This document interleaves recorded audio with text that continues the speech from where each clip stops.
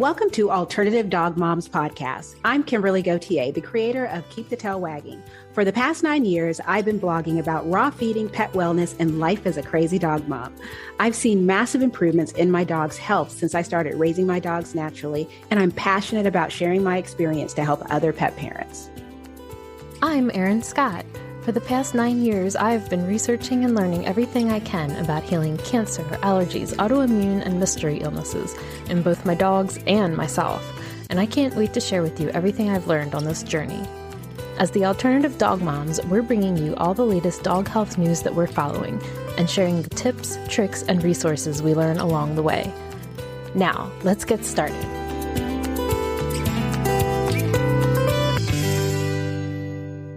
Hello, Kimberly. Hello, Erin. Hi, Ruby. Hi.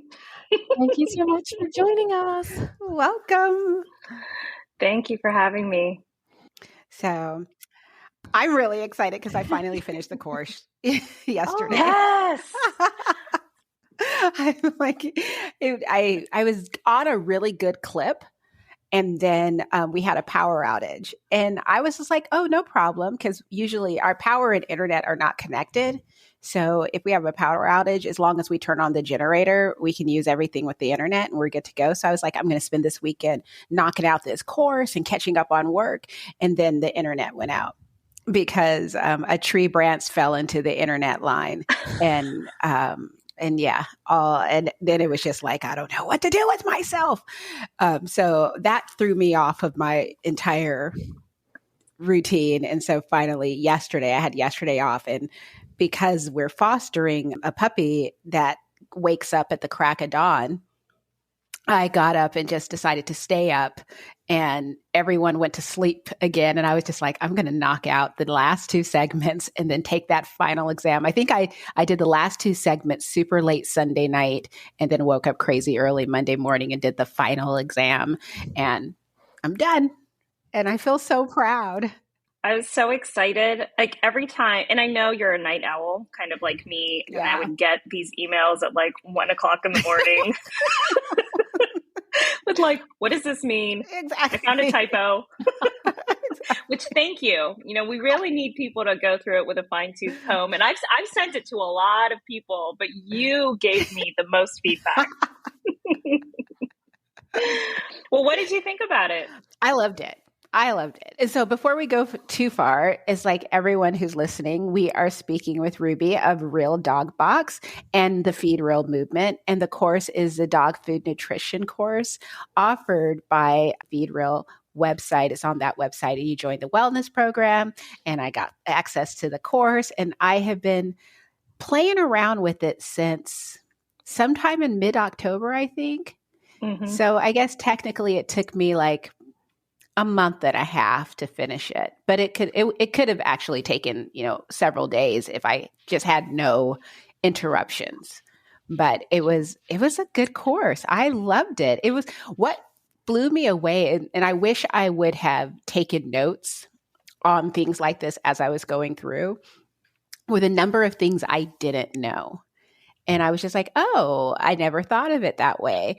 Like the impact of synthetic vitamins on the system. I mean, I know that synthetic vitamins aren't as bioavailable as fresh food, but I never thought about the fact that basically it, clogs up the system after years of, having this. And so it really made me think about what products I'm going to put into my dog's diet. And it changed the conversation that I have with people. There were things like, and this is one of those no duh type of things, but again, you never really think about it, is the fact that, and I know this from playing around with the animal diet formulator software, is when you change one nutrient, there's this domino effect with everything else. So there's no, if it tells you that you're low in vitamin E, and everything else looks perfect, there's no just adding vitamin E and having everything else stay the same. Right. It's like you basically have to go back to the beginning and start all over again, because everything impacts everything. But it's like, since I don't really look at my dog's diet that way, or, I don't really dive deep into the macro and micronutrients. I, mix in a base mix and call it a day. It's just not something that's on the top of my head. But oh wow, it was kind of mind blowing and really good. I had fun. I have to say, coming from you, that you learned a lot of things. What a compliment, because I started my raw feeding journey reading your blog. That's 8 years ago. Full circle moment. Yes. Amazing. I was about to publish my book and I actually stopped and had to go back and like reread sections of my book to say, and it wasn't that I got something wrong, but I had more information that I could offer better, clarification behind what I was saying. And, and it's one of those where, I thought it was a really good course. And I mean, when it was over, I kind of had, when you read a really good book or a series, the series is what I get. And you get that melancholy where it's the like book hangover. Yeah. And you're just going through Audible. Withdrawals. Yeah, going through Audible, looking at the recommendation is like, this isn't good enough. And I want something like this, but this, and it's just like, you just feel sad. Or I have a author, she's my absolute favorite author. And I'm a member of her Facebook group, but I actually don't spend a lot of time in it. But there were times where I was just like tapping my foot, waiting till the next book came out. And it was so hard to be like, are you busy? Are you bored or something? Because this is your job. And why are you, when's the next, why is there a delay? And that's kind of how I felt. Cause I went back out and I'm like, well, maybe I'll just look at the next one. And it's like, coming soon. And I'm like, okay, well, fine. We've been getting really great feedback. And I tell everyone, I actually learn from our customers. I learn from the questions that you ask me. That tells me what we need to write about and teach other people about. We're getting geared up for releasing the professional course, which is just a little more complex than the one that you did. We're headed to Fetch DVM, which will be our first conventional veterinarian conference this Friday. Oh, wow. It's here in San Diego, and I'm like, it's in our backyard. We got to go. But I'm also a little bit nervous about how we're going to be received, because when we went to the holistic veterinary conference, everyone was like, yes, welcoming us with open arms. We love real food. We eat fresh food.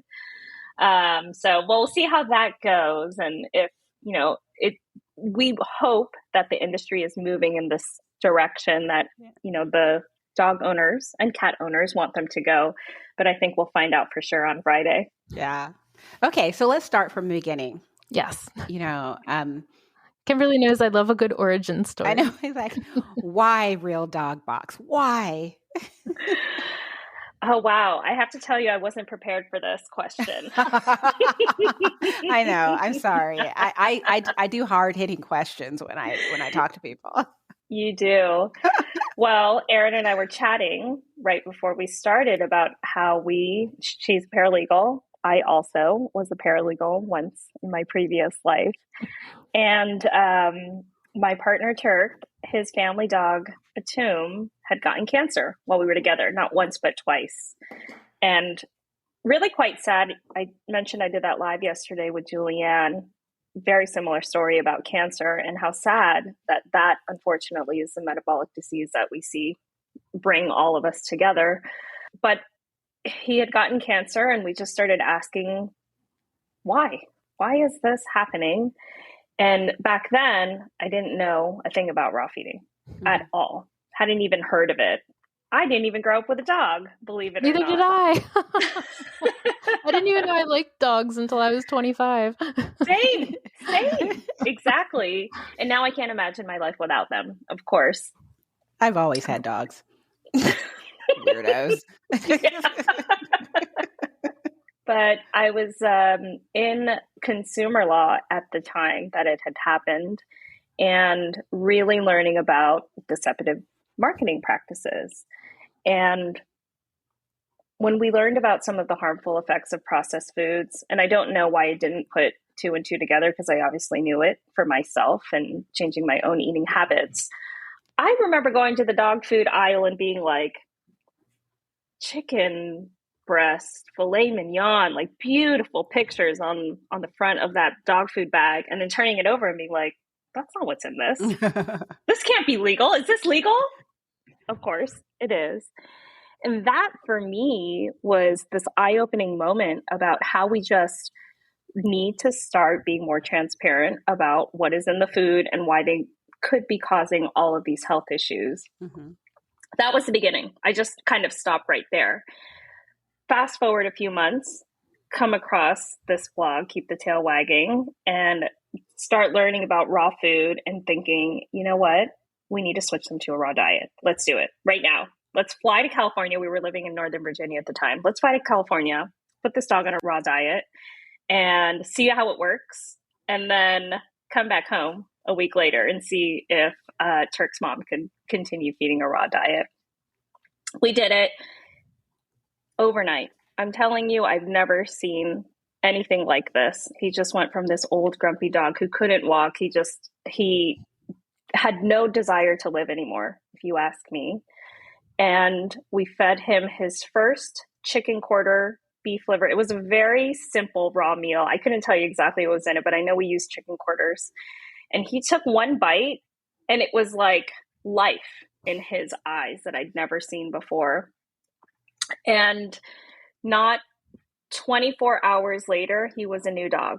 He had this energy that it was just, he was ready to give life another shot. And so I believed in it, 100%, wasn't even in the dog industry at all. And like I said, we were coming back. So we left half of this food with Turk's mom. And we're like, all right, now you know what to do. Just keep feeding raw. Here's a blog. You can read it. And of course she was like, I can't do this. It's so much work. Like I don't have the time for it. So we were thinking about ordering from some sort of subscription service that delivered raw food. 8 years ago, it didn't exist. There may have been one out there, but it certainly didn't deliver all the way to California. So, Turk, I'll tell you, true story. He's sitting on the couch, takes a long rip from his bong, right? Blows out. We should start a dog food subscription service. That's amazing. So he's the serial entrepreneur in our partnership. He had started several different businesses. And the one right prior to this was a meal prep company for humans, a paleo food company. So he was already quite familiar with the idea of not having carbs in the diet. And even he grew up feeding raw in Turkey. For some reason, he was tricked like the rest of us coming to America and thinking that feeding a processed food was just kind of what you did. Mm-hmm. But anyway, that's how the idea came about. He had already quit his job by then, ready to do something new. I looked at myself in the mirror and I was like, do I really love going to work every day and writing the same sort of legal briefs over and over again? And I just didn't. And working with lawyers. Yeah, I didn't love it anymore. And I was ready for something new. And I think the question that he asked me is what really got me. He said, do you want to move to California? And I was like, yeah, I do. Because that's where we're going to have to go if we start something new.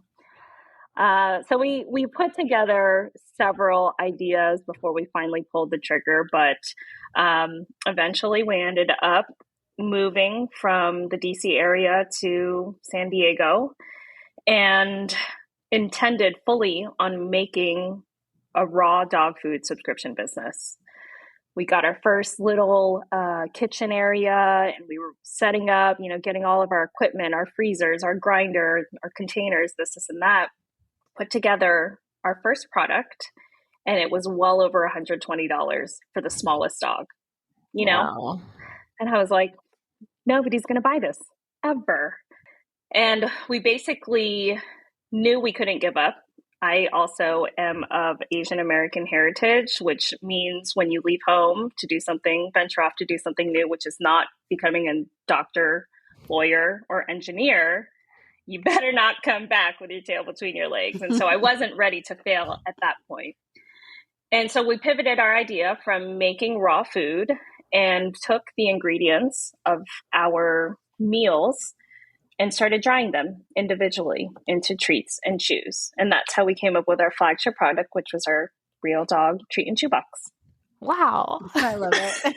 I knew the story. So.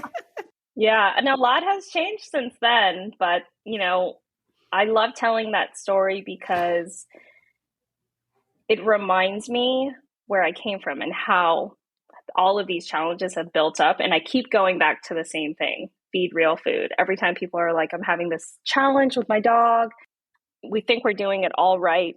And since I started, this has just been an opportunity to learn every day more information, turn around and share it with everyone I know. And so how did you decide on doing like a subscription model versus just like, selling in like a retail location or something like that? Well, there were 3 real problems that we were trying to solve with sending people fresh food: affordability, convenience, and accessibility. So I think the idea of, let's say for ourselves, eating better or going to the gym, starting a new habit sounds really great when you start off, but it's so easy to fall off when it's not convenient. If the gym isn't on your way home, then you're probably not going to stop there. So we wanted to make it so people didn't have to think about how to add variety into their diet. It could just show up every month, something different, something new. Yeah. I mean, it works for me. And so where do you source products from? Like, how do you even get these things? That is probably one of our biggest challenges, especially with what's going on with the economy. We started off getting a lot of our first meats from our local butcher and grocery store. And then we grew into the hundreds and we were like, okay, this is not working. We primarily get our meats from different local ranchers when we can. All U.S. suppliers and USDA distributors. Essentially, the way that our boxes are set up is that there are 4 to 6 different proteins in there, because our goal is to help people add variety into their bowls as much as we can. And that gives us an advantage and a disadvantage. The advantage is I can put whatever I want to put in next month's box. As long as it's different from the previous 2 months, then our customers are still going to get that variety. But the disadvantage, of course, is that I have to be able to order a certain amount from that particular supplier or various suppliers. So everything starts first in California. Everything we can get within our state comes from our state. We tend to get a lot of our beef and our poultry from Northern California. There's just a lot more land in abundance there. Things like our elk and our mussels, those come from New Zealand. I'm a huge believer in food shouldn't travel far. It really shouldn't. If I can source it locally, I do. And sometimes what happens is I can't get enough for the current box. And that's when you see that smaller supply in the secret shop, because at least I can put it somewhere. It just won't be able to be a regular item in our monthly subscription. I have to get on this. See, when I went down there, I mean, I don't know when I joined, but when I joined, I was on just a choose only membership because that's all I needed. But I'm like so conflicted because this little foster puppy is getting into everything right now. And it's like so insane. But anyway, so I was the choose only because that's all I really needed were the chews, because what I found was like when you went to the pet store to buy bully sticks and things like that. And this is also at a time when I didn't question the quality or the sourcing of a lot of the stuff. If it wasn't in a bag that had weird ingredients, if it was a single ingredient item, I thought that was good. It never occurred to me to like, well, what about the processing of those bully sticks or those pig ears? But so I was getting everything there and it was so expensive. I remember, and this was years ago, and I remember there was bully sticks that were like $18 each. And the best price was from Costco, where they had a huge bag of bully sticks, and they were too long for my dog, so I had to use a chop saw to cut them in half. And back now, it's like, I have no idea where those bully sticks were sourced. I have no idea how they were processed, because that was at a time when I wasn't really looking into things like that. It was just like, we're doing the best that we can. And so when I discovered Real Dog Box and I was able to get everything, like a variety of things in my box every month and not really worry about it. And the best part for me was, one month I got chicken and I was just like, oh, I don't really want to give my dogs chicken because Rodrigo had chicken sensitivities, and Ruby's like, oh, no problem, we just won't put it in anymore. And I'm just like, what? And I'm thinking, maybe I'll just have to take it and, give it to friends or something. But what's even better over the years, and I tell people this all the time, is that I have had like a backlog of boxes because they come every month, and I don't give my dogs treats or chews on a daily basis. So I would just basically stack them up. And there were times when I would, like, if it was a holiday, I would put together gift baskets of Real Dog Box to give as gifts to my friends' dogs, because I had I would have like a huge, like a tote bag filled with it and still have plenty at home. And now I'm greedy and I very rarely share. And because, again, back then I didn't think about the fact that, one, it was always chews, but two, there were a lot of things that I could be adding to the meal. And I didn't think of it that way. I always thought of them as a treat. But when I was down in October and I got a tour, by the time I walked around the entire facility, saw how everything was done, I was just sitting down and it's like, so how do I upgrade? And now I get the treats and chews. So, and it's funny because the emails come where it's like, oh, we're packing up a box. And I have no idea if this is the damage I did in the secret shop or my actual box, but it feels like I'm getting a box like every other week.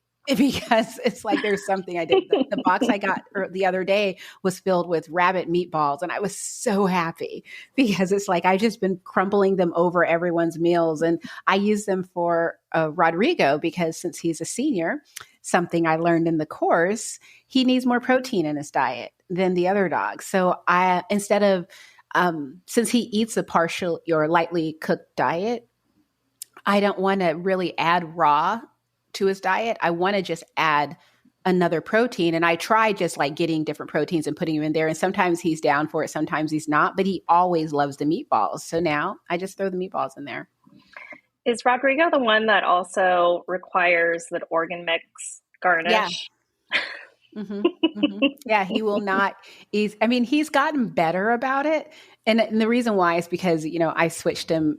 He has a brand that I switch him to that he really likes. And so, but there are times where he will look at his food and look at me and I feel like such a failure because he's just like, it's like, you don't know who I am. And I go to the cabinet and I pull down and I sprinkle it on the top. In fact, I used a bag of it in meal prep, my last meal prep, because I ran out of my frozen organ blend. I use it all the time for that. Yeah. It is so convenient. And it's so funny.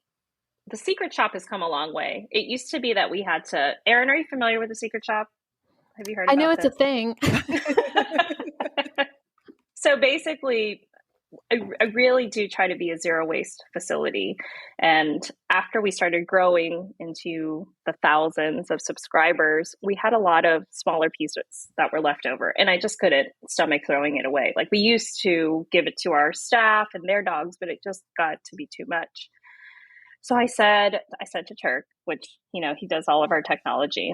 I'm like, I need a private website where we can sell only to our customers, because I don't want to start doing regular e-commerce and running into the issues of like being out of stock and this and that. So essentially he built what we call the secret shop, which is a private site only accessible if you have a subscription or a membership with us. And the idea was we would just put in bulk products of extras, things that didn't make the cut, didn't meet our quality. They were too big, too small, or I could only source a small amount of and throw it in there so our customers would be able to access it whenever they wanted. And whenever they want really means like there people would be in there like 1-2 o'clock in the morning when I'm trying to add inventory. And I'm like, who are these people? Why are they not in bed?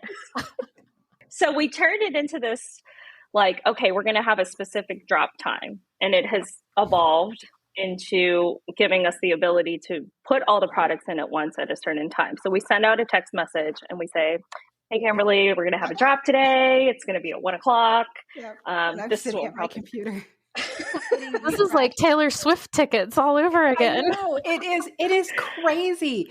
And it was so funny because Ruby and I were at a conference at the beginning of October, and I feel like I'm a monster. I'm just going to put it out there. I'm a monster, but I got priorities. And so during the memorial, there was a video where they were showing people's pets that had passed.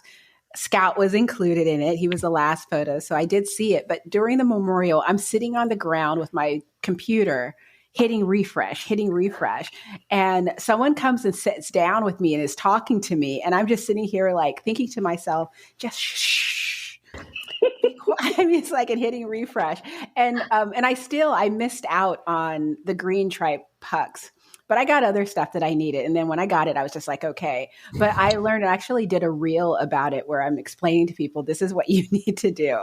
Like, I know. You gave away all your secrets. I know. It's like you have to go in there and it's like whatever you're going in there for, you need to add that to your cart first and pay for it because it's like a game because people can take out of your cart. It's not like they are literally taking out of your cart, but if you don't buy it, it's not yours. Putting it into your cart doesn't secure it. You have to pay for it and buy it. That's the only way. So when I got the drop about the rabbit meatballs, I was refresh. And when it was open, I put 8 in my cart. If I need more, pay for those, go back, put 8 more, and I'll do that. I've done that with rabbit heads where I just keep going back and back. And then you go back and you can scroll through and see if there's anything else you want. But it's like that. There's a system to it. There is no casual shopping in the secret shop. Not at all. And it goes, I mean, how fast do things sell out on average? 3 seconds. It's very fast. And so what I was going to say is we've come a long way in now being able to automate that. But the one thing we can't is the screen record. So one person on our team is like, okay, I put it all in there. And the other person's like, okay, I'm going to get the screen record. And it's almost always the ground organ mix. So we'll be scrolling, and it'll say sold out. And I'm like, who bought this already? I'm telling you, 99% of the time I go in and I'm like, Kimberly, how many dogs does she actually have? How much organ mix does she need? Because I'm pretty sure she bought all of it. I have a lot. I haven't got, and it's funny because there was a time where I couldn't get organ mix for a while, and I, like a big crybaby baby, I was just like, Ruby, I grab my phone, texting, like, and she's like, I saved you some. And I'm like, thank you, because I could not get it. Because I was just like, who's buying it? It's mine. And, I struggle between the content creator where I'm telling people here's an alternative, to the greedy pet parent that everyone knows that buys everything out of freezers when companies close. But yeah, I don't know how many bags I have, but I'm good. But I've learned not to just be comfortable with that. So I no longer buy the lamb one because I have plenty of those, and I have plenty of the bison, but I'm out of the beef because I've gone through that now. But I'm almost done with my rabbit heads because I ordered so many rabbit heads that I got this huge box on my porch one day filled with rabbit heads. And I don't remember when I did that. It's probably in the beginning of the summer. And I'm almost out. And by almost out, I probably have less than 20. Wow. Yeah. I mean, I have a little market. It's like all organized by type. There's the fish stuff. There's the organ stuff. There's the chews. I have everything organized. And that way I can go in and figure out what I need and what I don't need. So when Kimberly went to visit you in October, she was sending me photos of the organizational porn of how well your facility is set up, because she and I both love things being super organized, even though I am, as a person, am not always super organized. I love looking at it and aspire to be that way. I'm with you. That's my team. I can't take any credit for that.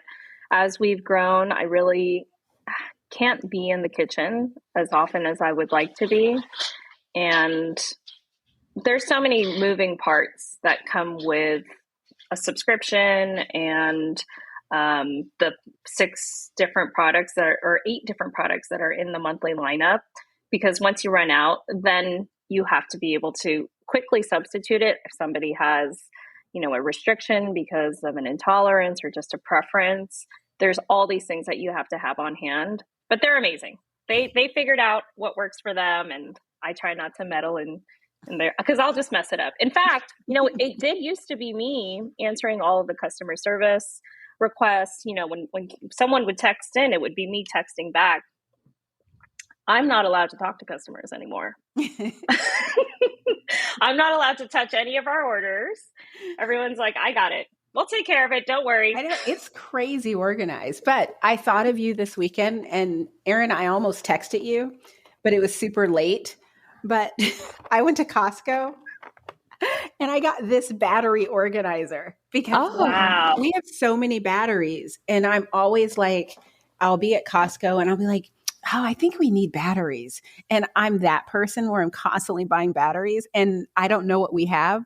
And I discovered during this process that we have so many D batteries. It's insane. But the flashlights we have don't take D batteries, which is frustrating. But yeah, so this is like so cool. And it's 2-sided. So there's wow. I know. Wow. I was having so much fun doing this. And I just kept asking Johan, do you want to help? And he's just like, no, I'm good. You go ahead. Do you actually take your batteries to the appropriate place to discard them? Is there an appropriate place? Yes. Yeah, you're not. Yeah. I mean, I know for like a car battery, but. Yeah. And light bulbs are supposed to go to a place too. They don't make it easy at all. Well, our dump has a whole section where it has like, batteries and all these different things. Is this a West Coast thing? Maybe. Probably. I don't know. I honestly don't know. I wondered about it, and I know this is like crazy off topic, but I just don't believe the recycling. I just don't believe it. I mean, I think that there are companies that are doing things where they're creating products out of recycled materials, but I just don't believe that a lot of the stuff. I'm convinced that my recycle container that I pay extra for is going to the same place that my trash is going to. I'm still going to recycle because maybe I'm wrong, but sometimes I'm just sort of like, I don't know. I've looked into that a little bit, and I'm with you.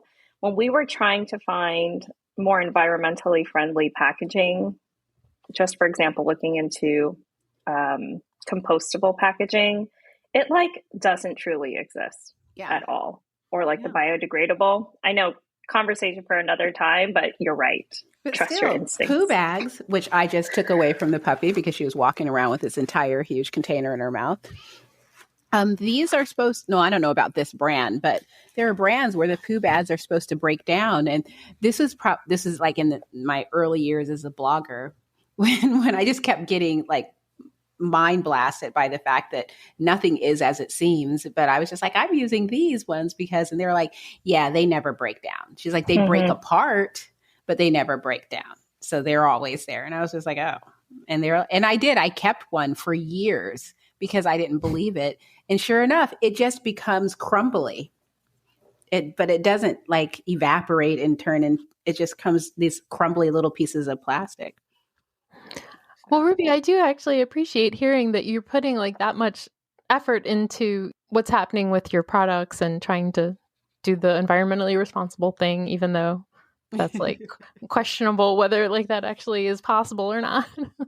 Yeah, it's hard. We try to take small steps. Right now, we can officially say that we have glueless packaging. So that's another thing. You can't truly recycle a bag if it has adhesive on it. So any sort of, if it's truly a compostable bag, let's say, or a bag that's made from recycled material, once that adhesive glue from the label is put on it, they can't recycle it. And so that's why we went through this whole thing of switching our packaging to have a paper insert to represent what the label as required by the FDA.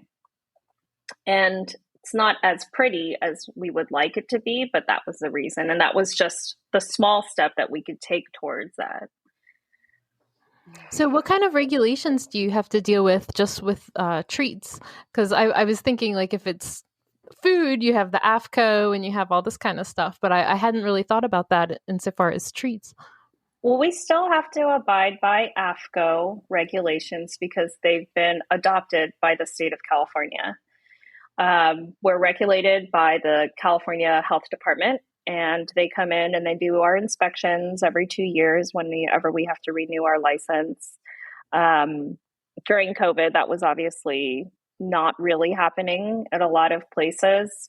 But and that's just because we don't have any raw food. Once you cross that line of doing a raw product that's going to be shipped out in that way, then you need to have a USDA inspector on site. Do they have to be on site all the time? They're supposed to be. And it also depends because there are some people that have like joint food processing facilities. So being on site doesn't necessarily mean that they're like watching only you. They could be making their rounds and just making sure that the facility is up to par. I've always wondered about that. Who pays their salary? Still the government? No, the company has to have them. Gosh. Right. So right now we are shipping to Canada, and that was a really big thing for us, but we're getting a lot of interest from retail stores to carry our product. And when you're shipping in larger quantities like that, it again requires a different licensing. All very confusing. No one can give me a straight answer. But what we're trying to find out is that there's a veterinary inspector employed by the APHIS. I can't think of right now what the acronym stands for, but it's a federal entity or government office, and they have to come and sign off on your product every 30 days. And I'm like, this is my question. Do I have to pay every time somebody comes? Because sometimes we're shipping out, right? No one will answer me. And I'm like, it's fine. I will pay for it, but I just need to understand. And right now it's not clear, but usually, yes, it's whoever is requiring them to be on site is responsible for paying for that period of time. So why did you guys start the Feed Real movement? That grew out of all of the wonderful questions we were getting from our members. As you probably have encountered in the raw feeding community, there's a lot of different people and personalities. Oh, and that's such a nice way to say. There's a lot of people that know what the hell they're talking about, but they don't have a problem sharing their misinformation with anyone who asks, and causes a lot of issues.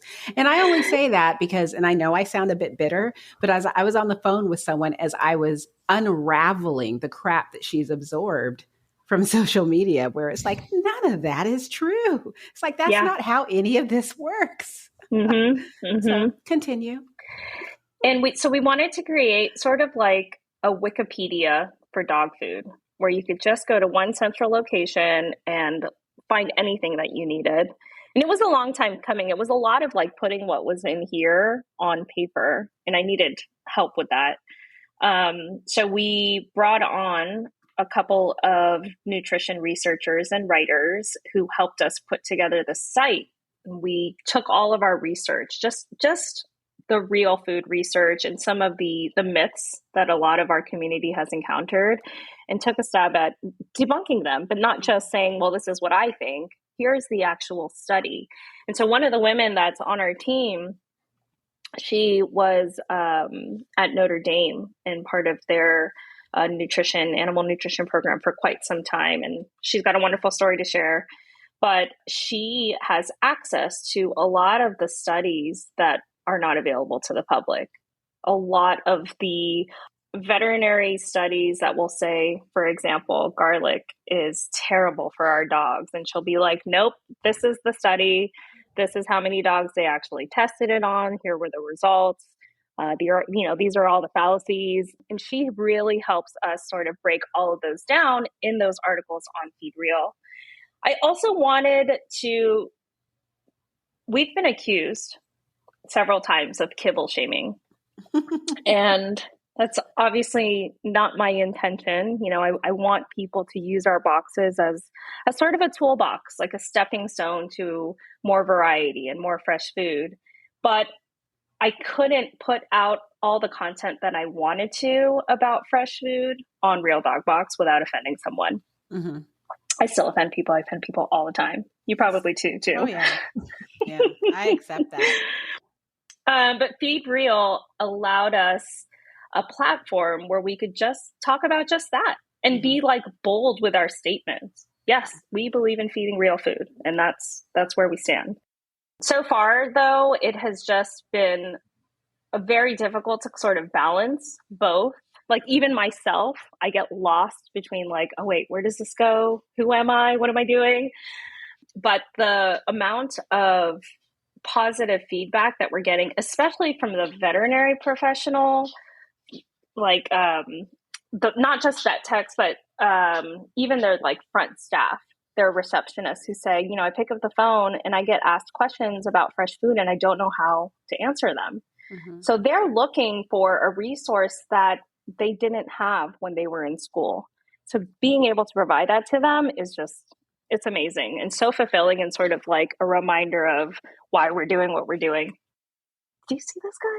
Who's that guy? This is Icon. With his big head. He looks like a big boy. He's our Anatolian Shepherd. Yeah. He is giant. He's being very demanding with pets right now. He is. So how many dogs do you have? Just one. He's enough. Yeah. He weighs about 140 pounds. Wow. That was the verdict this last week. These are new. These are bulk pork loin steaks from the secret shop. Yeah. He's very excited. Eyes were getting really big. He walks away. It's like, that's what I came here for. Yeah. Oh my God. He must just think you smell amazing like all the time. He does. Well, he grew up. I mean, we got him, 2 months after we incorporated our business. Wow. So he's seen everything. He's our CTO, our Chief Tasting Officer. And he's actually very picky. If you're familiar with livestock guardians, many of them are not very food motivated. It hurts me too, because I'm just like, just try it. I think if you try it, you'll like it. He's like, you can't buy me with food. I'm not like your other customers. Well, you know, after I did my course and I was going through my melancholy moment. I was just going through the articles on the website, and it's so much great content in the articles. And, you know, and speaking of the course, what I loved is like at the end of the course, if you're just not convinced, it's all the links to everything that was said in the course. So you can continue educating yourself. And you know, I love that. Yeah. I mean, it was just like, yeah, totally up your alley. And I just got such a kick out of it. It was a lot of fun. It's the legal background. I was just thinking, like, paralegals can do anything. Like, we get tasked with like doing insane things that like you wouldn't think would be in our skill set, but like, look at you,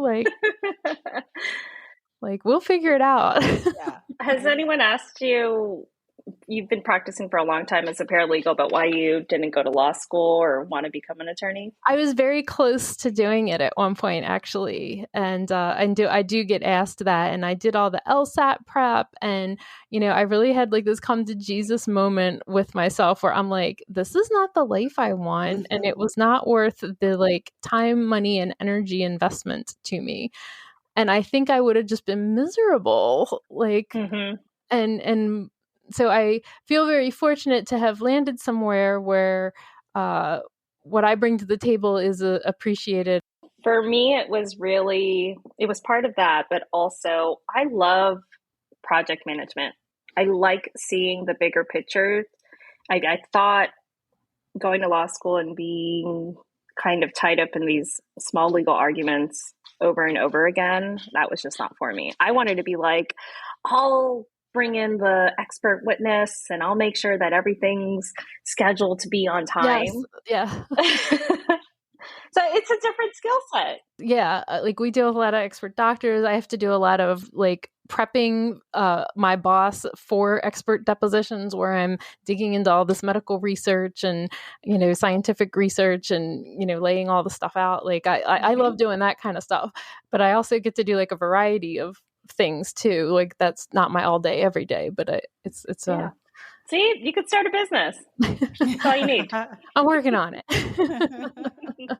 And then, PowerPoints, like when we do trials and, you have to create like these PowerPoints of, for the expert witness cross or something, and so I get to do a lot of that stuff where you're kind of trying to deconstruct this stuff and make it so that a juror can understand it. And, I totally I love that stuff.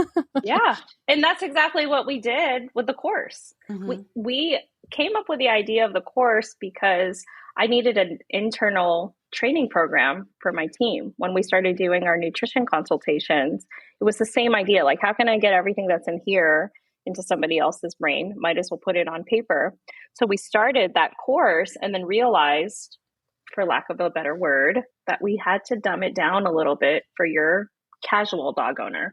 Otherwise, it was just going to be far too complex, and things that they frankly just don't need to know when they're first starting out. Yeah. But that's exactly what we had to do. Yeah, that's what I love about it, is that I feel like it's just enough information without becoming overwhelming. So, I mean, one thing that, one big critique I have about the fresh food community are the number of pseudoscientists that are running around, talking about, well, is it calcium or is it calcium carbonate? And it's like, do you know what you're saying? And do you know why are you asking that? And, when you start diving into the questions that they have or the things that they're bringing up, they just heard something and it sounded good. So now they're repeating it. And I was talking to a friend earlier today, and I was like, the reason why, because my audience is usually people who are brand new to raw feeding. And so many of them don't think that they can feed raw because they think it's so complicated.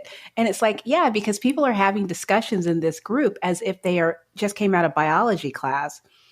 And I'm not convinced that any of them know what they're talking about or mean anything. And it's, to the average pet parent, we don't need to know these things to feed our dogs. I don't care. Right. But I do find it interesting. So I find it interesting that, like some vitamins, you need this vitamin so that this vitamin works better. That type of thing is interesting to me. I don't need to memorize it. I don't need to have a discussion about it, but I like being told, because by the time I was finished with the course, I didn't walk away from the course feeling like I needed to change anything that I'm doing. I just walked away from the course feeling more confident in what I'm doing and why I'm doing it. And I thought it was fun. I thought it was I thought it wasn't dumbed down so much that it was just sort of like, yeah, okay, feed fresh food. Hey, it was some really good information in there, but it wasn't so complicated that it was just like, I'm never going to understand this. This doesn't make any sense to me type of situation. And what I love is this is the second course of this nature that I've taken over the years. And I had fun. The first time around, I actually, it was a good course, but I do feel like it was very much raw, good, kibble, bad. Where with this course, it started out of, this is what we're doing. This is why we're doing it. But if you're still feeding kibble, this is what you can do. There's like a whole half of the course before it gets into the raw feeding portion that gives people who are still feeding kibble tips. So you can still take this course and learn more about dog nutrition and incorporate what you're learning into a kibble diet. And I love the gentle way that you take people along. So instead of basically taking someone and rubbing their nose in the kibble and going, no, with a newspaper, you're just like slowly going through. And by the time you finish, I hope that people are like more enthusiastic about the idea of eating raw. And so is this a course where you can learn to like do a DIY diet yourself? That's the idea. It's to help you feel knowledgeable and confident and comfortable with switching to a raw diet. We have a few things that you can do after the course. Like we started a virtual workshop, a DIY workshop where we basically force you to go out and source your own food, do a little shopping trip. I toyed with the idea of sending people everything they needed to make their food. And I was like, if I make this too easy for you, you're not going to go out and do it yourself. So you have to be committed. So you go out and you source your own food, and then you join us for like an hour and a half workshop on the weekend, and we just put it all together. And it's kind of like taking all the bits and pieces that you learned in the course and now applying it. So you're like, oh, I know why I'm adding this, or I can do this if my dog doesn't like that. Mm-hmm. Because like I've always done commercial raw brands because I'm just like so afraid I'm going to mess something up, or, you know. Mm-hmm. That's what a lot of people do. That's like the thing that I hear from people all the time is I am terrified that I'm going to mess something up.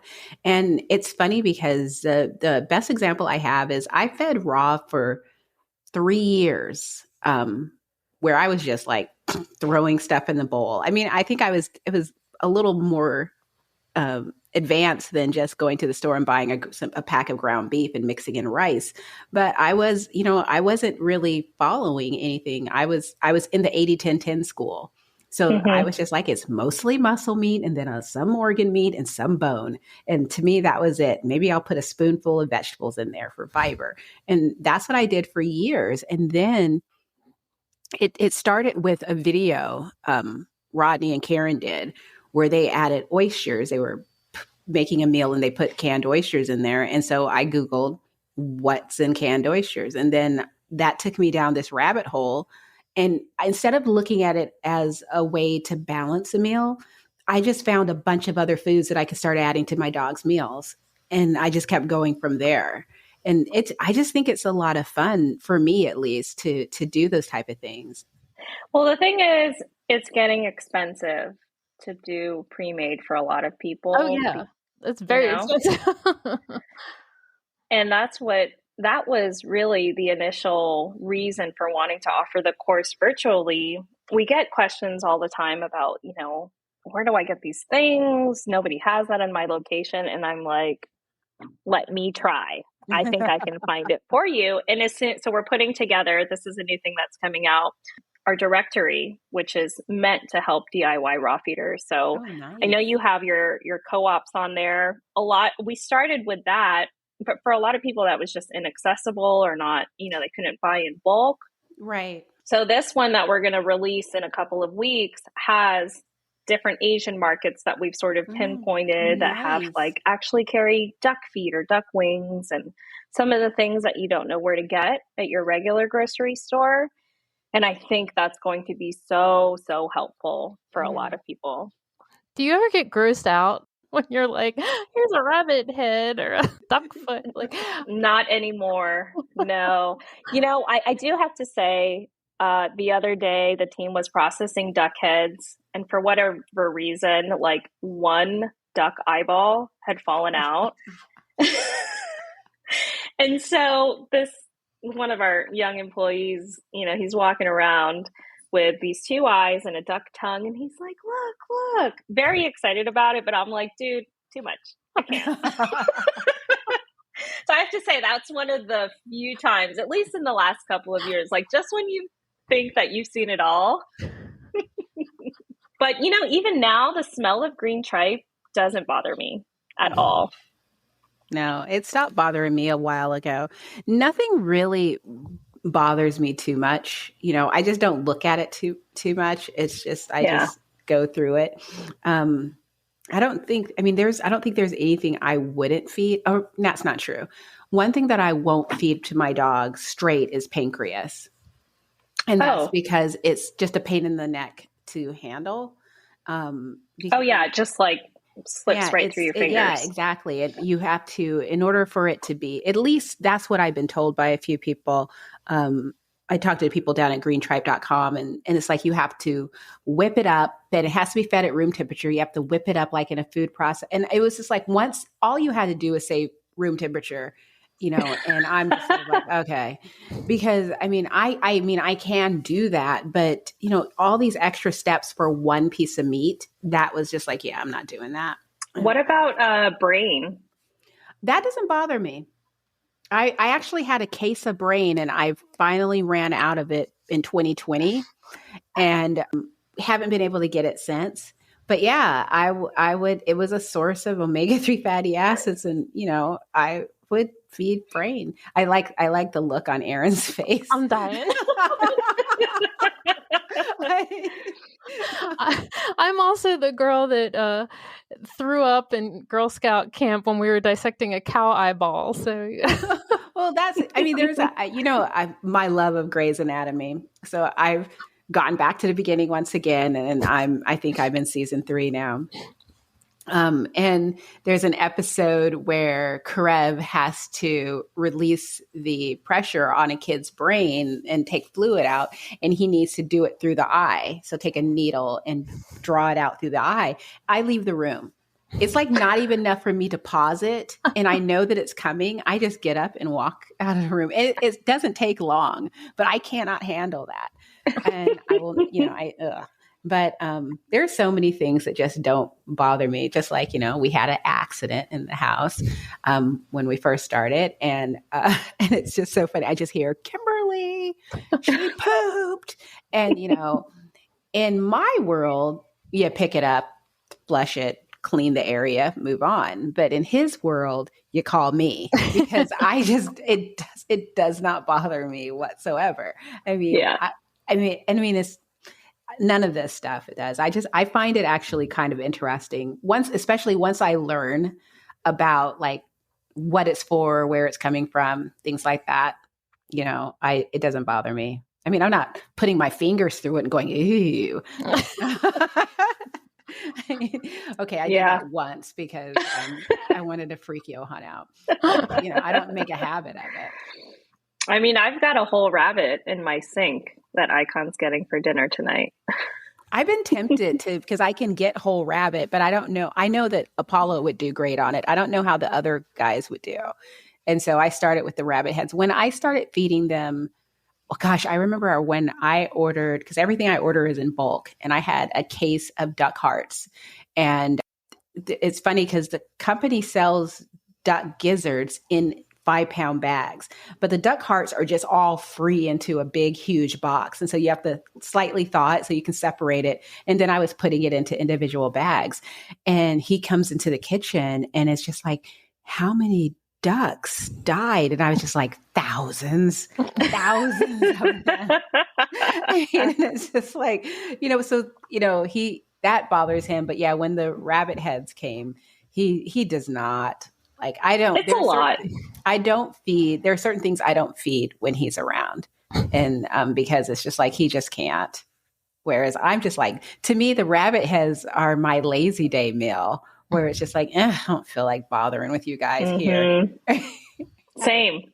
Have a rabbit head. I have like the Bambi syndrome where I'm like, but that was like a cute little duck. And I see the ducks that we have ducks that come and swim in our backyard when it floods. And those aren't the same ducks. To me, it's like, it's not the same. However, if my dog were to take down a duck, I would be bummed out. If my only issue is like, do whatever you want to do. I don't care. I just don't want to hear the animal screaming. So Apollo, that's why I call it murder. He murdered a rabbit a few years ago. Yeah. And we've had rabbit murders. Yeah. Rabbits scream when they're being murdered, and it's horrifying. Yes. And And with our old girls, our old gals that have both passed away now, they were like the tag team, like rabbit murdering duo. Yes. Like, you would not believe. I mean, they had to have killed dozens of rabbits over the years in our yard. They had a whole system. Mm-hmm. And yeah, so there was times when like they didn't quite finish the job, and Tim had to go out there. And like, he would be like, he had like PTSD, and he would be like, I see it every time I close my eyes, and I had to do this, like, but I had to end the suffering. And like, thankfully my dogs do finish the job. But yeah, I have been outside screaming at rabbits, like, this isn't safe. What are you doing here? We didn't have rabbits in our yard for like 5 years because I think they all finally learned. They started telling each other. Yeah. And like these two, that's the murder house. Like these Penny and Nino, like Nino is such a bull in a china shop that like you can hear him coming, like he can't sneak up on anything. And Penny, Penny's my old lady, so I don't think she'd know what to do with it. She just likes the running part. Like, I don't think she'd actually know like what to do if she caught something. Yeah. And of course I have, these herding mixed dogs. So it was Rodrigo, Scout, and Zoe. They would work to corner the rabbit. And I don't know what they would have done if they caught the rabbit, but they would corner it. But Apollo was the one. And it was at the time, I was just like, he's my sweet little puppy. And he was just like, yanked it out and just laid on the ground staring at me as he ate it. And the rabbit went down his throat backwards. So it was horrifying because I didn't look at them it's like on one hand, it was just sort of like nature. And it was like, they ate the whole thing. They didn't shake out the stomach contents. It was like part of my brain was doing that. And the other part of my brain was like, what is happening? They weren't like, is this 80-10-10? I know exactly. Like, I'm not sure.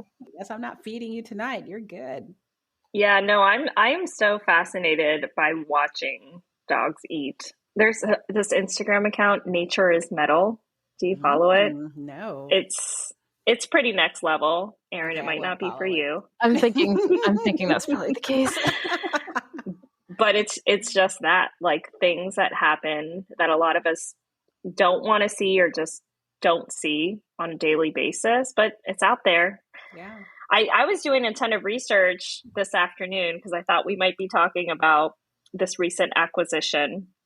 And I went down the rabbit hole of American consumerism and how the Industrial Revolution started and why there is so much meat production in America. I know more about the Cold War between U.S. and Russia, or the then US, Soviet Union. Does that play into meat production? Oh, absolutely. Oh, that's fascinating. Yeah. So short version is that during the Cold War, they're basically these two powers that are fighting to be the superior one. And it was obviously beyond the arms race. It was also the farms race. And one of the ways that the U.S. would show superiority was by displaying what was in their supermarket. Like, how much can we produce? How much fresh food do we have that you don't have? And it goes even further back, like basically after the war, there had already been an increase in meat production. And that came from, government subsidies for the crops, the grain, and all of that. And they were like, we have an abundance of all of this food. Who do we feed it to? And that's how the meat industry ended up blowing up. And that's why there were all of those subsidies for feedlot food. Cue AFCO, 40 years later, that is supposed to be responsible for regulating or at least setting up some of those rules. But that is why we have one of the biggest meat consuming countries in the world, because we just have so much of it. But yeah, I was looking at it and, there's a lot of waste, and that also plays into why there are so many pet food manufacturers in America as well.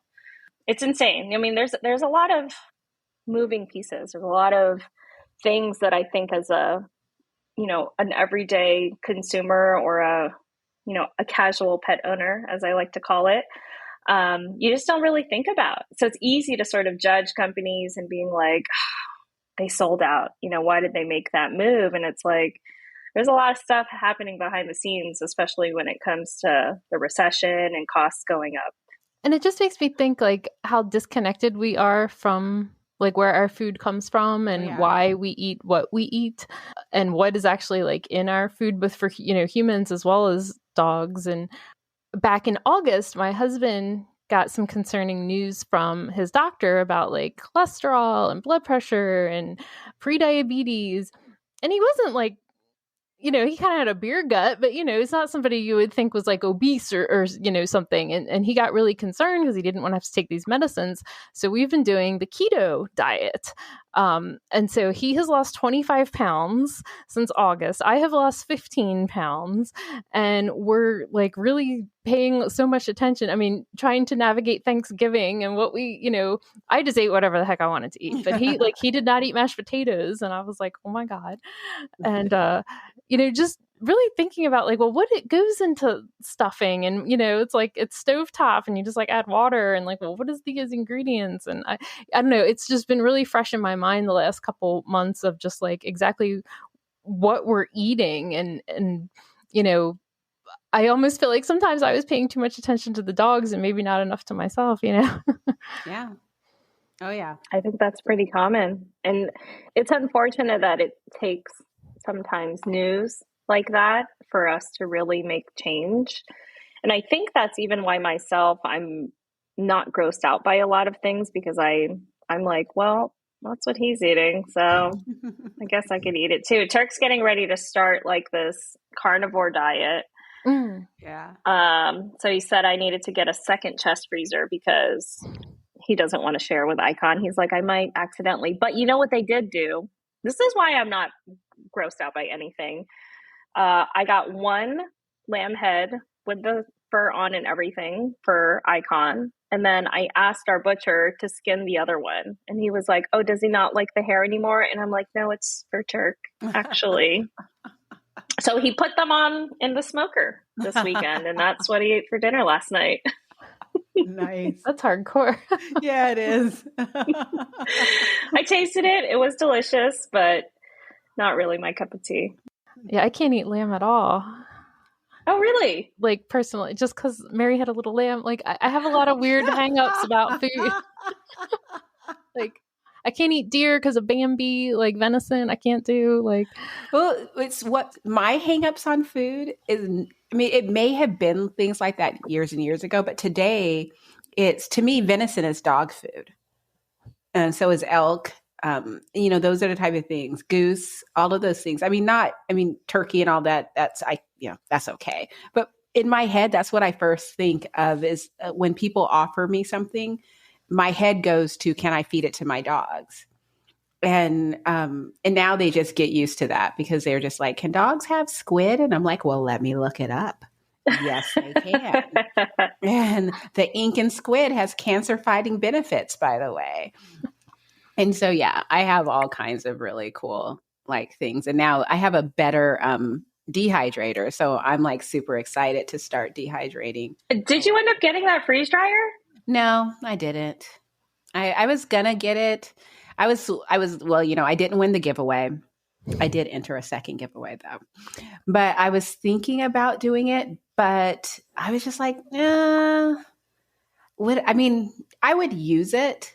But I use my dehydrator so much more. And I just really love the dehydrator. So I was just like, I'm just not prepared to spend $3,000 on equipment just yet. It's like, I need to have a really good reason for doing it. My friend, I think she's about to buy her second one. And she has hers running like 24/7 because she buys raw food in bulk and then freeze dries it. Don't know why she doesn't just buy freeze dried food. Well, I do know her dogs really like this one brand. And so she's like, that's what she's buying. And then she's freeze drying it so that, and she buys it like 10 to 15 cases at a time and just goes and freeze dries half of it so that she always has it on hand. And, wow. And I, like right now, this time of year, I wouldn't be using it. I was using it a lot in the summer when I had like my garden and things like that. But I don't really have a garden that I have excess. I make my garden small enough that I can use everything. And I go through and I use everything. Like even with like our apples, I did miss out on apples this year only because a friend said she wanted some apples. And so I picked her some and she never came and got them. And bugs got into them and I was so annoyed. But though the wind is howling outside. So now one of my dogs is barking. But anyway, but I turned the apples that I did pick, 2 buckets full, into a fiber supplement. So, Oh, cool. yeah, I'm clever like that. So I'm not 100% sure if I'm going to get one yet, but I might. It's funny because I got an email that like the Black Friday sale, and it's like, this is a best sell of the year. And it's like, it's still $2,700. Shut up. Yeah. It's still a lot of money. If I'm going to spend that much money, that thing needs to be used. But then, like talking to you guys and stuff, that's the thing, is that it's hard to get negative information about freeze dryers because people who use them are such fans and everyone loves them. I mean, they do talk about, oh, well, yeah, there's this and there's this. But for the most part, everyone loves them and they just want you to get one too. I mean, I have people like, call this guy and he can help you get a scratch and dent one. And I'm just like, no, I need to know the truth. And one thing I never thought about was like the energy impact. Like, what is our electric bill going to look like if we're using this thing a lot? And so now I'm going to give it another year if I decide to get one. I think the nice thing about the dehydrator is that typically it has a larger capacity than the freeze dryer. Like, it's this big old washing machine looking thing. And then it's got like these 10 mini trays. Yeah. Like, that's it. Yeah. I mean, and because when I was going to get the freeze dryer, I don't know what happened one day. And I was just like, I just want a better dehydrator. And so I went over to Cabela's and I stood there like for a long time staring at all these and even now it's like, I wish I would have gotten a different one. I was planning to go on Black Friday, like over the weekend, and get this bigger one. But I was just like, no, you're going to stop right now. So, but I did get a really nice one. And that thing, I have given it the workout. I love it. And it is so amazing. And it fits so much. I mean, I have so many treats that I've made out of that. I would dehydrate my broccoli sprouts in it.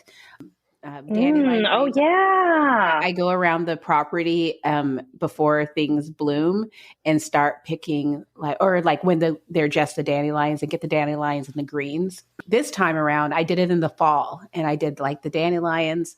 There were no flowers, just the greens, and wash them up and dehydrate those. And so in the spring, I'll do that with the flowers. And it doesn't take long. And it's just, probably like 6 hours, 7 hours at a low temperature. And it's really easy to do, and then grind everything up into a powder. So I have a jar full of dandelion greens. I have a jar full of broccoli sprouts. And I think that's all I have for now. I tried to do raspberries, I think. Did I try to do? Yeah, but they didn't really turn out. They were still kind of mushy. And the other thing is, some dogs are picky about the texture of freeze-dried over air-dried or dehydrated. Yeah. Your dogs don't seem very picky at all. No, not really. I think it's funny because I was talking to someone today and she was talking about her dog is so picky. And I was like, it sounds like your dog has a food sensitivity, not that your dog is picky, because it's like you're saying that your dog doesn't want to eat something, but you're also saying that the last time you fed that, your dog had diarrhea. And I always think about like, probably a few weeks ago, I had duck eggs for the first time. I've been feeding them to my dogs for a year, but I keep hearing they're so much better than chicken eggs. You got to try these. And finally, I was just like, you know what? I'm going to try a duck egg. Well, some people can't eat duck eggs. I am one of those people. Oh, no. And it was horrible. To be gross, I projectile vomited for about 15 minutes. And like probably 10 minutes after I finished the duck eggs. I mean, like my body was just like, nope, out of here. And I was laying on the floor in the bathroom. Apollo just came and sat next to me because I was just like, I was like, okay, thank you. And I felt sick just all day. And now I know. I Googled it, and it's just like some people just can't eat duck eggs. And I actually got off easy with my reaction to it. But it's just sort of like, but because of that experience, I will never eat duck eggs again because I know they're not for me. And who's to say dogs don't understand that, you know what? The last time I ate something like this, I was in the yard and my stomach and yeah, and they know the smell too. Yeah. I mean, it's just like, why not? And so it's like maybe your dog is trying to tell you, hey, I can't eat this. Yeah. And I also, it bothers me because, going back to the community, and I get this because it's so funny when I remember being new and wanting to try everything because you hear about all these things and it never occurs to you that, hey, that might not be a good fit for your dog. And so you want to try everything. And if your dog doesn't like something or doesn't do well on something, you kind of feel like you must have did it wrong. And it's just like, no. It's just that, some dogs actually do have a lactose intolerant. And even though goat's milk has lower lactose than cow's milk, it still is there. And it's not a good fit for your dog. And that's okay. There's so many other things that you can be feeding your dog. And that was the conversation I had with someone this morning where I just explained that because she was just like, I just want to know what to feed my dog. And it's like, unfortunately, it's trial and error. It's like that's, whether it's commercial raw or DIY, it's so much trial and error. So I was like, don't buy anything in bulk because it's like, you don't know. Because I have been that person that had 2 cases of a food that my dogs couldn't eat because it was like, oh, well, error. The other thing I see a lot is trying too much of something at once. That they're always like, oh, I gave my dog an upset stomach. Well, had they had it before? No. How much did you feed? All of it? Yeah, that'll do it. Yeah, or too many ingredients. That's a mistake that I made in the beginning. I got a recipe from someone and, she's such a nice lady and she gave me this recipe. I printed it out, went to the grocery store, spent $100 getting all the ingredients. And basically it was 2 meals. I had 3 dogs at the time. It was 2 meals for each dog. Everyone had diarrhea.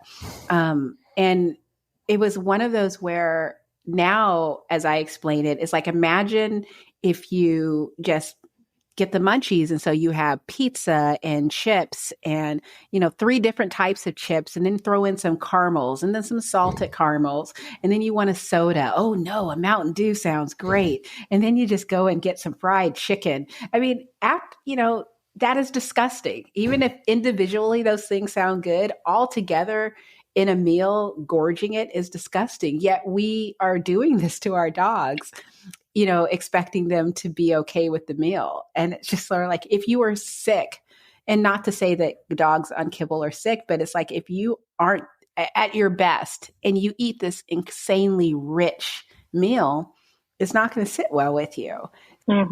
But I think because we're trying to race to the finish line, when it comes to raw feeding, there is no finish line. I mean, it just doesn't exist because we're constantly getting new information. Oh, but I know this just came out of nowhere. So excited. I had a conversation with a veterinarian. So I posted something about vaccinations on my page. 200 and odd comments later. I got blocked by a veterinarian and I was just like, I didn't know why because I didn't comment. And so I found her I wasn't going to let it go. But then I was like, no, I want to know why she blocked me because I believe that when we're constantly blocking, and I know this from spammers, if you're constantly blocking and reporting spammers, eventually, or just blocking an account, eventually it's going to get their attention and they're going to go and notice that this person has 1 follower and they post it, 700 times, but it's all spammy stuff. And then they get going. And so I'm really hesitant about when people just block me for no reason. I'm curious to know why. And so I messaged her to ask what's up. And the story she gave me as to why she blocked me blew my mind, and it shouldn't have. But basically, she's actually a traditional vet student. She's on social media as, this page, but she uses a pseudonym. She doesn't use her real name or anything. But she got doxxed by someone in the fresh food community who not only went searching for her real name, address, and everything, but went so far as to call the school and speak to her dean to try and get her kicked out of school. Oh my God. And I'm just sitting here like, what? And I wanted to add more, like my Real Housewives self was like, who was it? But I refrained because I was like, I don't even want to go near that rabbit hole. But yeah, she had that experience. But, we started talking, and what's so sad about it is that she was only sharing her perspective based on what she's learned. And Sure. she was so afraid that, she's having this back and forth. And what happened is during the conversation, as what people do is all of a sudden we're seeing someone come into our community who's spouting off, vaccinations are safe and da da da da. People went over to her page and started checking out her page. And that's what freaked her out because she thought she was about to get doxxed again. And so she just blocked me just out of panic. Like that's the easiest, fastest way to protect her, to throw up that wall. And so she unblocked me, but she went and removed all her comments because she was just like, I don't want to take that chance. But I was just sort of like, this is what we've turned into, that we are so incapable of entertaining an alternative point of view. I mean, you don't have to agree with it. You don't have to follow it, but I feel like there's plenty of space for all of these viewpoints, even if you don't necessarily agree with it. But it was such a disappointment that someone had that experience, and it came from our side because, I always think that we're crazy and we're mean to each other. But, ultimately we're the good guys here.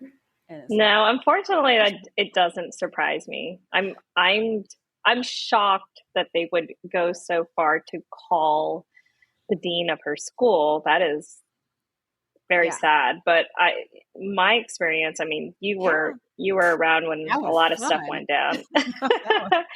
I mean, first of all, people got all kind of time on their hands. Yeah. I'm like, wow, do you not work, go to school, anything? Like, how is this?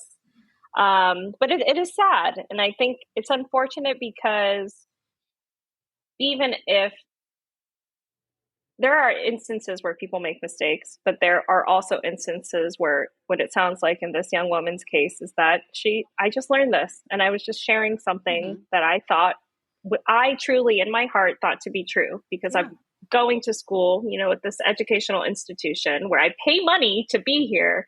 And this is what they told me. And I just thought it would be helpful to share it with you. And what's funny is that it was very inconsequential. I mean, it wasn't like, everyone should be vaccinating. You need to do that. It wasn't that.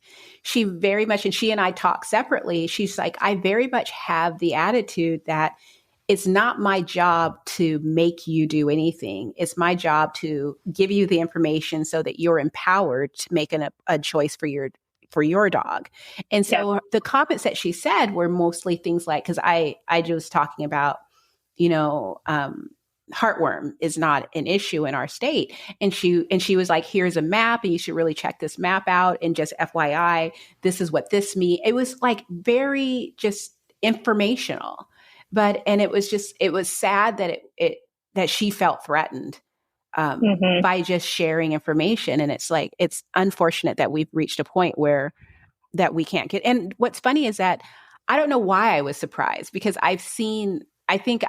maybe it's the level of it that surprised me because I've seen this so many times where people pounce, and it's not just in, the dog lover community, it's all over the internet. I mean, how many crimes are being solved because people on the internet are like, well, let me get a crack at this. And, but it's kind of scary and interesting at the same time.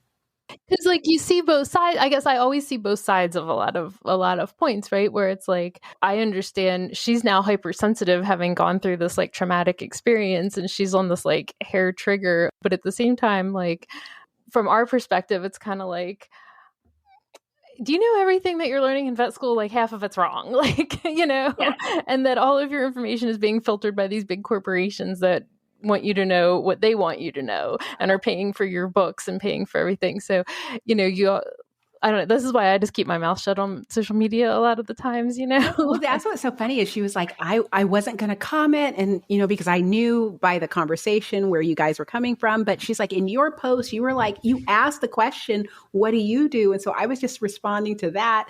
And I had typed out this super long post just explaining this is what I think and this is where I come from and stuff. But then it got rejected because she had blocked me. But what was interesting about, talking to her is the fact that from her perspective, everything that I wouldn't say everything that we're doing is crazy, but there's an entirely passionate group of anti-raw feeders and not like against raw feeding, but just sort of like our counterparts where there's someone, and she sent me the link, and I'll send it to you guys if you're interested, but I'm so fast. I can't wait to dive into this. But someone wrote an entire article debunking the forever dog. So there's like there's an entire community of people who are very much like, and I've always known that there were people who looked at, Karen Becker and Judy Morgan in a type of way. In fact, I banned one yesterday because she came to my thing and was going off about how, Judy Morgan's a quack. And it's just sort of like, you're more than welcome to disagree. But once we get to the name calling point, you've lost me. And so bye. But, there's this passionate group of people who like where we're looking at them saying, what you know about nutrition is so minimal, and although annual vaccinations shouldn't be happening anymore. And I did learn why, that was, all of it. I love being challenged because someone comes to me and they spout off what they believe. And I'm not going to just reply, no, you're wrong, jerk.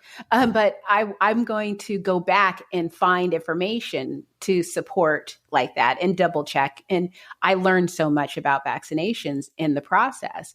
But what was so fascinating is just the fact that there is this counter community. I feel like it's the upside down of the raw feeding community where they're looking at us as, oh, these poor people. And look at what they're doing to their animals. And they're so out of touch and ignorant, and they're following these crazy quacks who, and, they think that, they're like, she said that, these people who are selling you guys, anti-vaccinosis treatments to help your dog with, all of that is, snake oil and, it's not real and none of that works.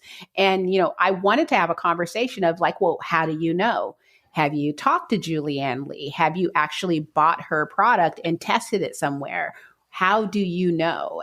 But again, it's just like us saying, all the stuff that we say about their side. And so now I'm like so fascinated in the upside down, because it's like, wow, look at that. Yeah. Well, and I didn't quite realize what's scary is that this community is not just, they're not just dog owners, right? They're the people that are practicing and seeing clients and giving. When I went to the vet last week, how painful it was. I'm going to have to do a reel about this later this week, but how painful it was sitting there listening to every person walk in and saying, well, I gave her chicken and rice and, or antibiotics is like the answer to everything, and no questions about like, well, is there actually an infection? It was just really painful just sitting there not being able to say anything. Yeah. I have a new vet right now, and I thought of you, Erin, on my first visit. I'm sitting there and I overheard the veterinarian say, well, there are actually no studies that prove that CBD oil is effective. And I was just like, Erin's head just exploded. You're like, hold my beer. Give me 5 minutes. Yeah. But it's a whole lifestyle. I think that's what it comes down to, because it becomes down to belief. Like you can cite all of these facts on both sides, but at the end of the day, like, do you believe that this one way of feeding yourself and feeding your animal is better than the other way? Yeah. Yeah. And I honestly think most of the pushback that I'm seeing has to do with the the belief that we take things that we're told and we run with it. Like, like the Forever Dog is now our Bible, and we're all changing light bulbs and feeding blueberries and all the different things that are said in this book, when it's just sort of like, no. It's just really great information. It's Right. not meant, we're not meant to change our entire lives and twist it around to raise dogs. It's sort of like someone went somewhere and is like, oh my God, I learned all these really great things. Did you know? That's how I've always looked at the book. And it's unfortunate that people outside of the community have such a strong bias that they can't just say, well, yeah, feeding fresh food to me, that's just a no-brainer. But it is what it is. Yeah. I mean, I love Rodney's style.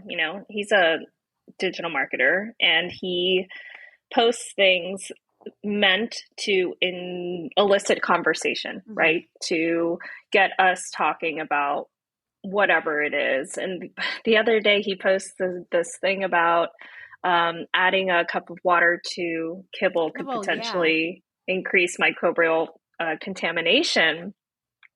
And I'm like, Rodney, wait, did you read it? Like, people are going to freak out, because for years, the fresh feeding community has been like, okay, can't feed raw, want to do 50-50, at least add some moisture into the bowl. And I took a brief look at it. I think it was like 21 dogs, but quite a few of them were puppies.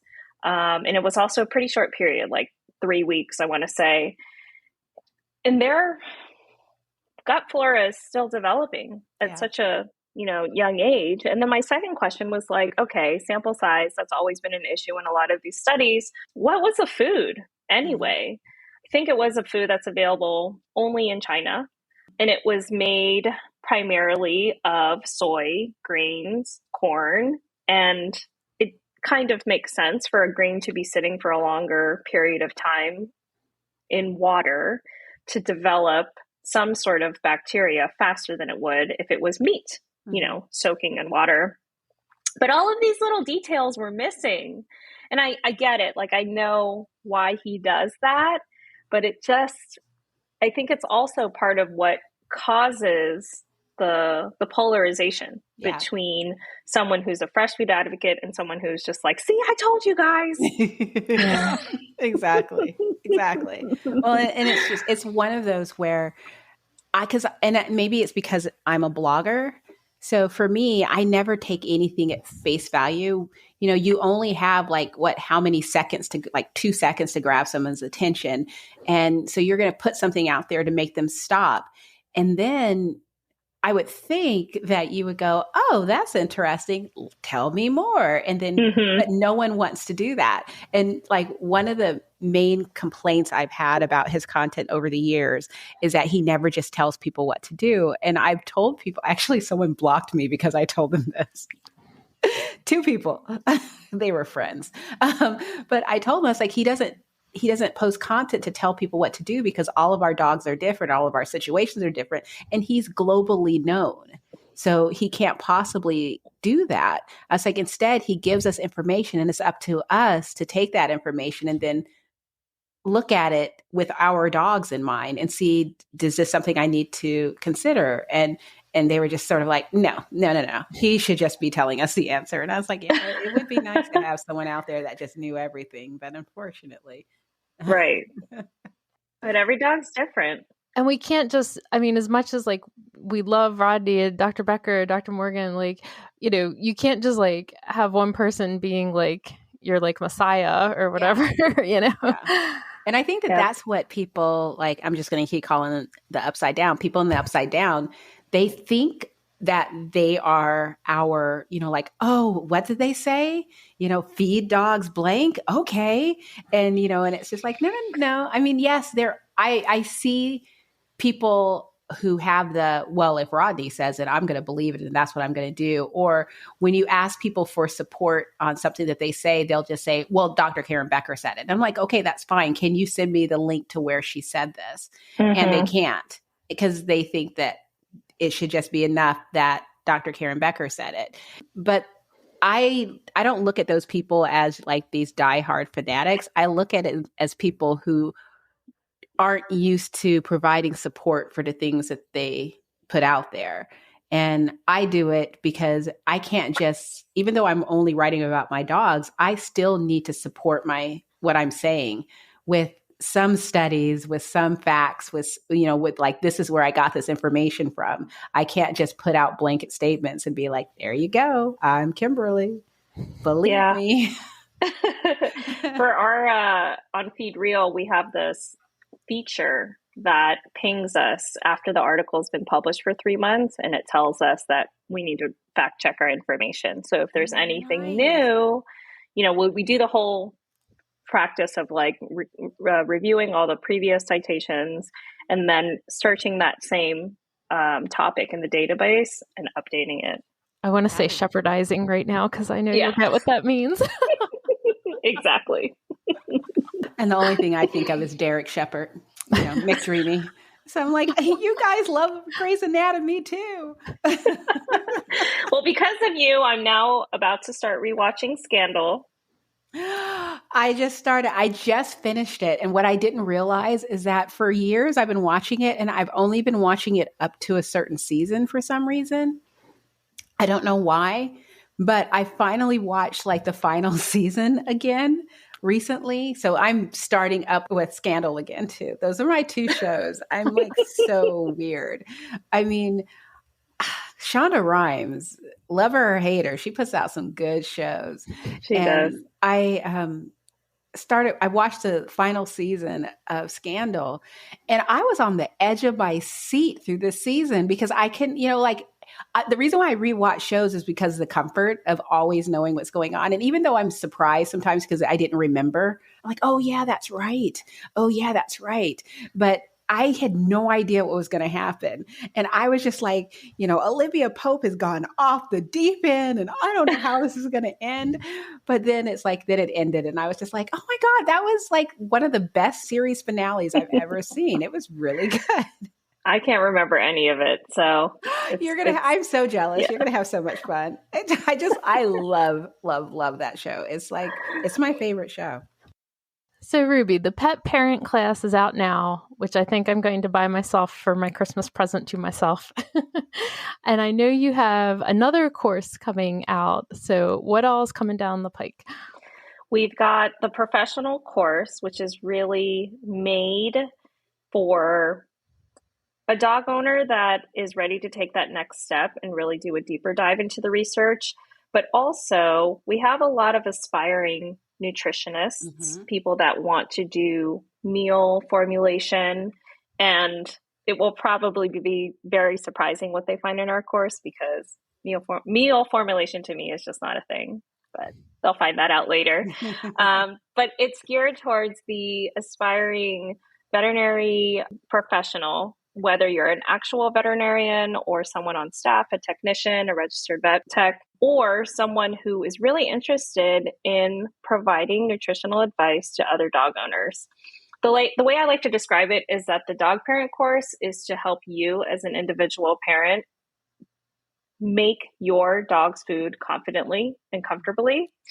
And the professional course is for you to help others make their dog's food confidently and comfortably.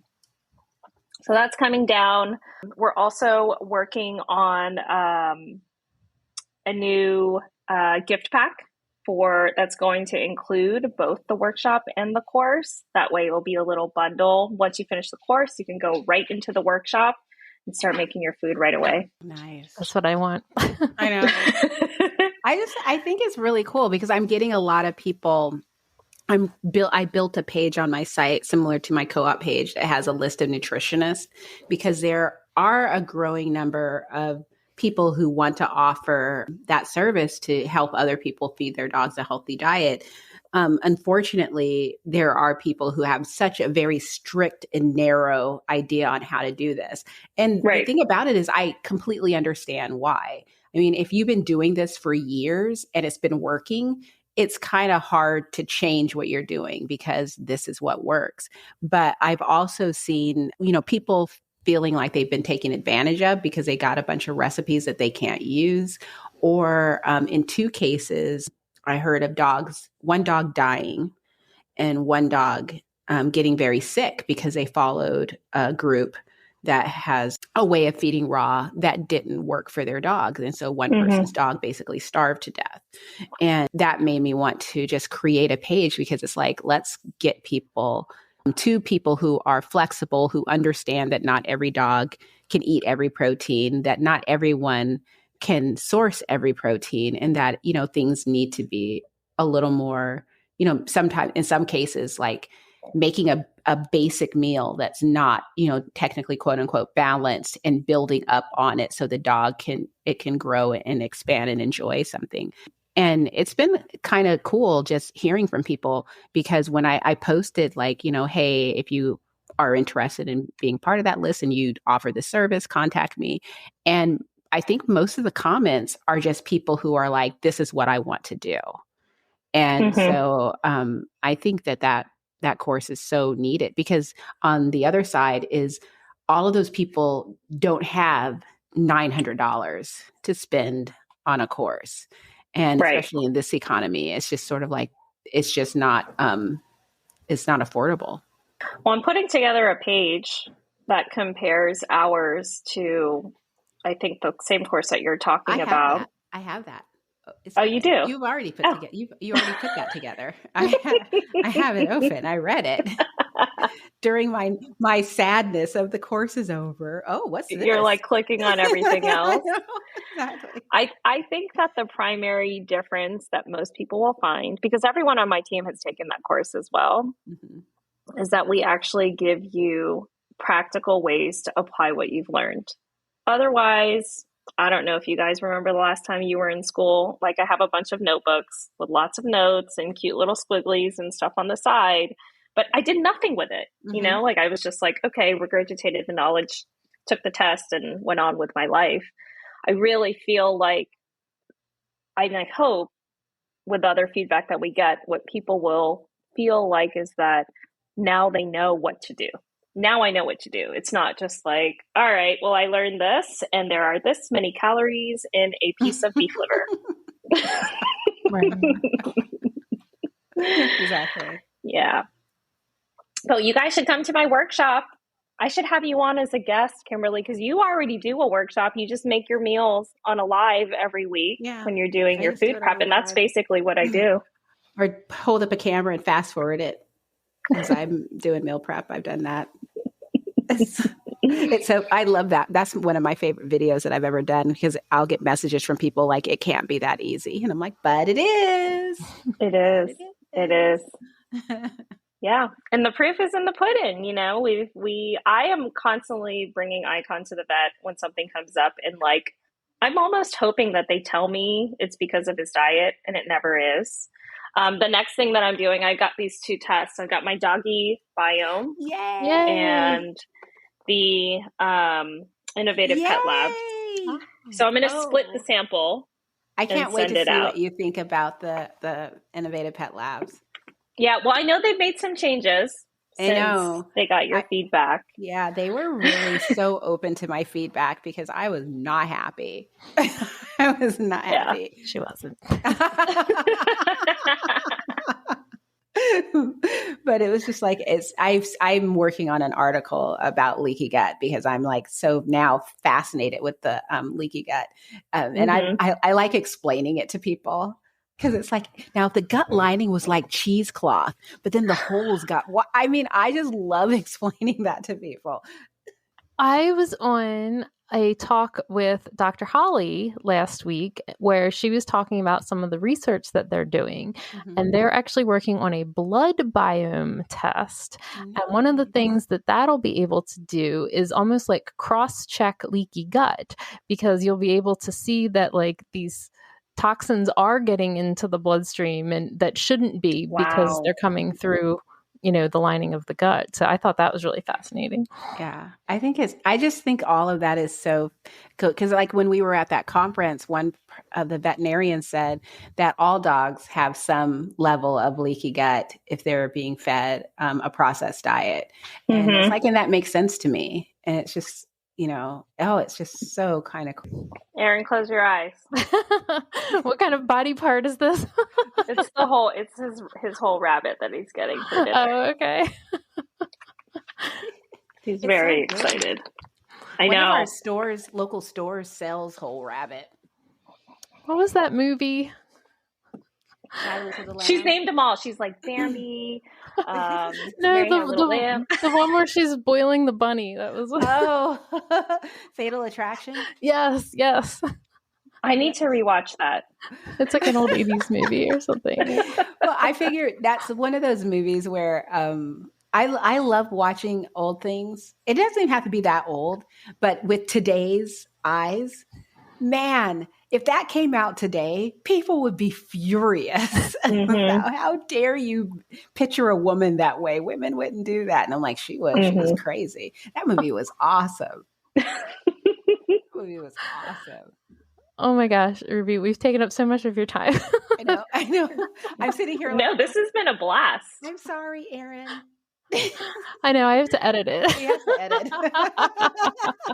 Oh, right. This was really fun. And again, thank you again for having me. Thanks for coming on. I so appreciate it. We'll have links in the show notes. Everybody can get their Real Dog Box subscription, which my dogs are going to get for Christmas, and the Real Dog Box course, which I'm going to get for Christmas. And if you sign up for the wellness program, you get free monthly nutrition consultations, which is awesome, among a bunch of other things. So, early entrance into the secret shop when there's a drop. Yay! I can never compete. Doesn't want to tell. I could never compete with how quick she is. I know. I have it down to a science. It's just like when I miss it, I actually, the last one, I almost didn't even bother going because I was running around doing something and I looked at it was 1:00 and it was 1:11. I was like, damn it, everything's gone. But when I went on, I forgot what was there, but there was it was the rabbit feet. I think it was rabbit feet. Yeah, front feet. We have those back in stock. Yeah, we're working on a little holiday package that's going to have duck necks and guinea fowl necks and pheasant necks that you can hang on your Christmas tree. I think it's going to be really cute. I love it. I love what you guys are doing, and I'm so glad we got to talk to you. Yeah. Thank you both. Thank you. Have a good night.